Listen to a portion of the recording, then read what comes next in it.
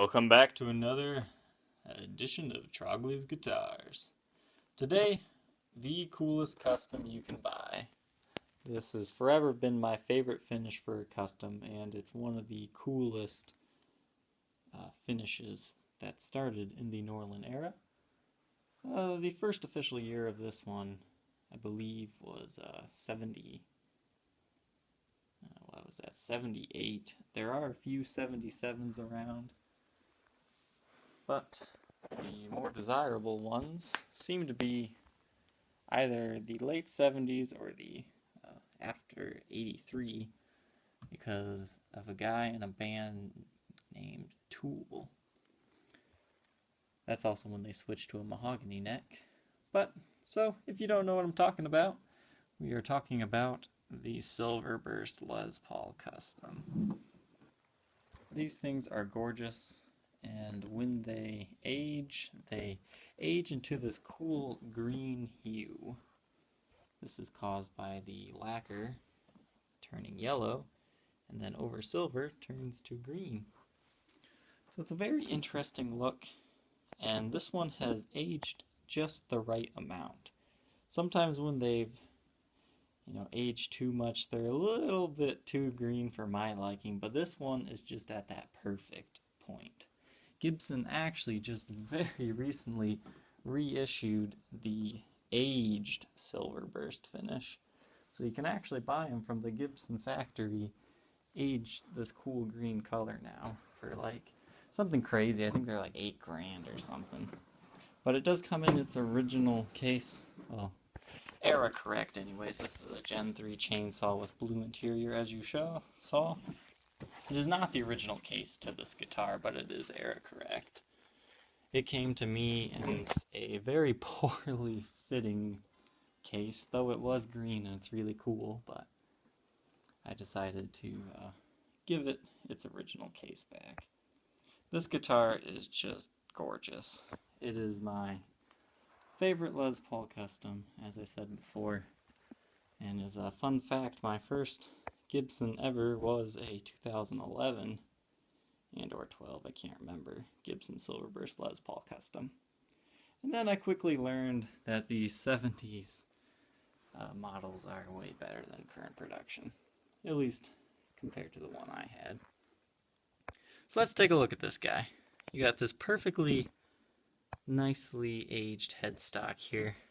It also kind of has a green hue to it. Usually it comes more out as yellow, but since everything else is kind of green, it looks more green. Nothing too bad up here. You do have some marks.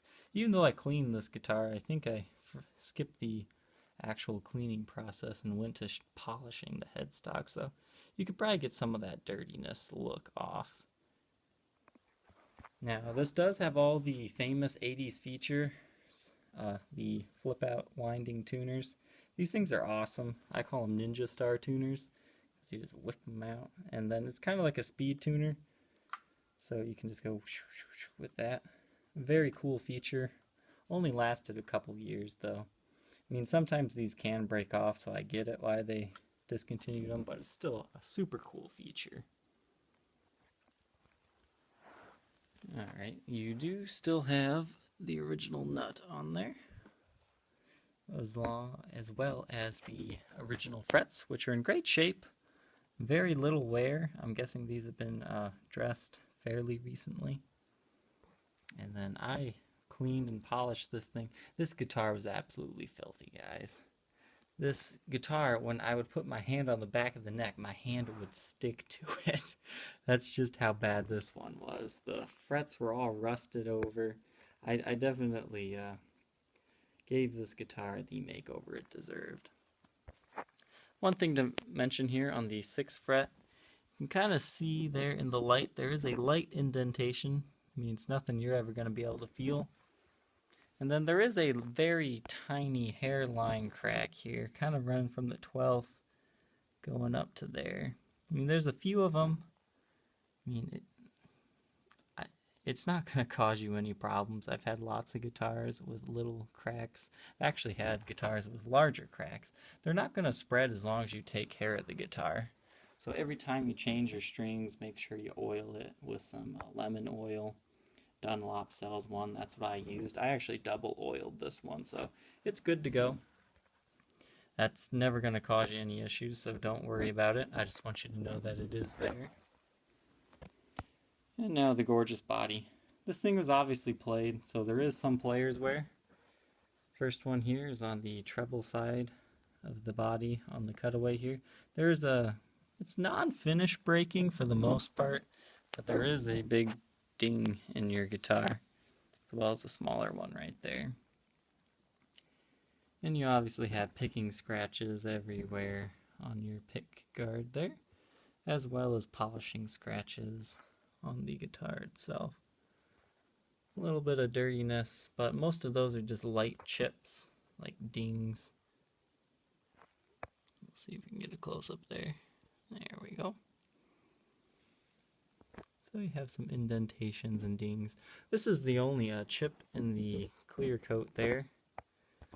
And you can see that it is silver there, which is kind of cool. And you have some polishing scratches. I used some Virtuoso polish and cleaner on this guy. I did him well and got him going. You have some dings there in where your arm would rest while you're playing, as well as some pick swirls and scratches there. One thing to note here is the bridge pickup. You can see it's kind of bowing out. I was unable to correct that. It's not broken. I think the only way to fix that would be to actually further snap it and then glue it back into place. But I decided not to do that. You have your original chrome hardware here. Not chrome. Chrome. And those are the original ones. It says made in Germany under there, as they all do.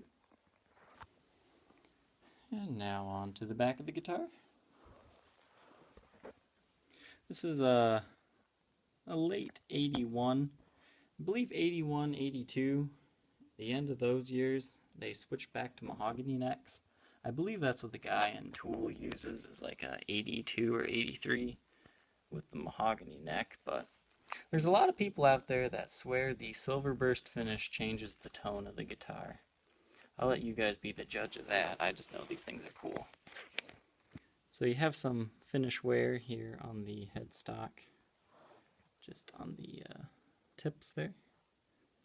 Now you'll see that there is some gold kind of going on. These aren't just like worn off gold tuners. That's actually like just age showing. Believe me, these things were gold when I got them. So I cleaned them off the best I could. If you need a little bit more of a cleaning job on them, I just used some steel wool and that came right off.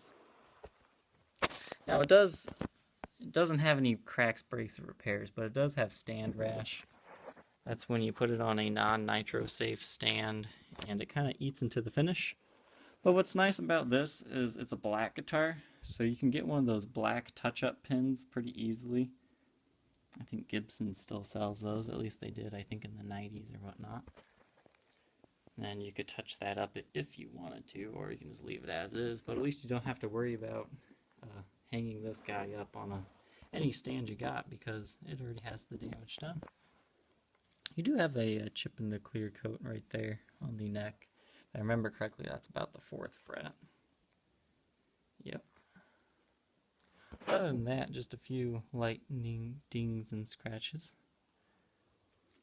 Nothing too bad. Then you got the back of the guitar here, which surprisingly and thankfully doesn't have too much buckle wear. I mean, you've got some light indentations here,